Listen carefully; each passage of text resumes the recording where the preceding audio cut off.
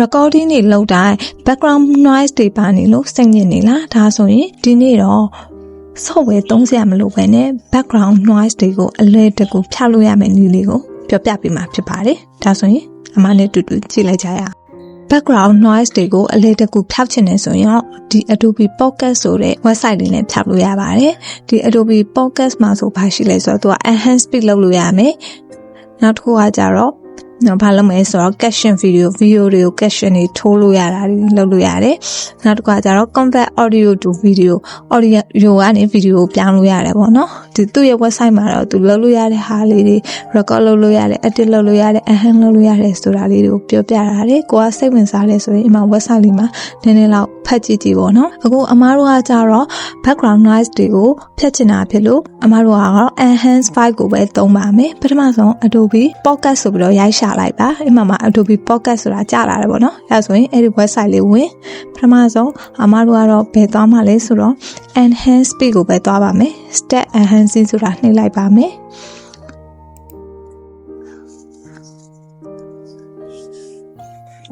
step enhancing နှိပ်လိုက်ရင်ဒီမှာ enhance speed ဆိုပြီးတော့ပေါ်လာတယ်ပေါ့နော် recording သွင်းထားတဲ့ audio လေးကိုအမားတို့တင်ပေးရမှာဖြစ်ပါတယ်မတူးမှာဆိုတော့သူပြတာပဲပေါ့နော်ဒီ plan မှာဆိုရင်လည်းအမားတို့က free plan နဲ့ premium plan ဆိုပြီးတော့ရှိပါတယ်ကိုကြိုက်တဲ့ plan လေးကိုဝယ်သုံးလို့ရတယ်ပေါ့နော်ကိုသုံးချင်တယ်ဆိုရင်တော့ဒေါ်လာ 9.99 ပေါ့နော်တစ်လား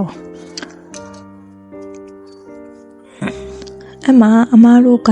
ကို recording လုပ်လာတဲ့ file လေးကိုထည့်ပေးလိုက်ရုံပါပဲ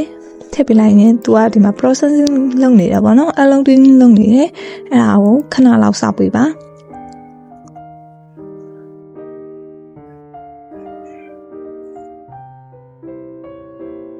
အလုံးလောက်တာနည်းနည်းတော့ကြာတယ်ပေါ့နော် audio site ကကြီးရင်ကြီးသလောက်နည်းနည်းတော့ကြာပါတယ်ဒါကြောင့်ခဏလောက်တော့စောင့်ပေးပါ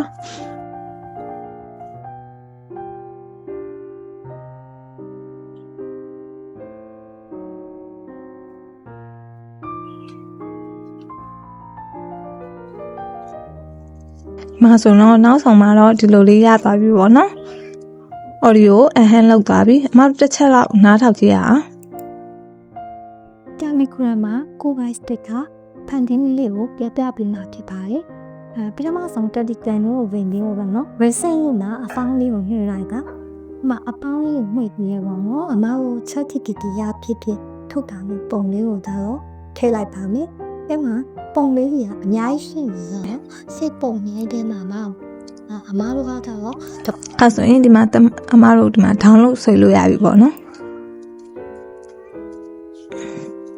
ဒါလေးကို download လေးကိုက download လုပ်ချင်တယ်ဆိုရင် download လေးကိုတစ်ချက်လောက်နှိပ်ပေးပါဒါဆိုသူ download လုပ်သွားပါပြီ background noise တွေရှိနေရင်အလဲတကူဖြောက်လို့ရတဲ့နည်းလေးပါဘာ software မှမလိုပါဘူးဒီ website လေးကို Adobe Podcast ဆိုတဲ့ website လေးကိုတွားပြီးတော့ background remove လုပ်ရုံပါပဲပေါ့နော်ဒီနေ့ကတော့ဒီလောက်ပါပဲနောက်ထပ် video လေးတွေမျှဝေပေးမှာမို့လို့ page ကို like and subscribe လေးလုပ်ထားပေးကြပါအောင်နော်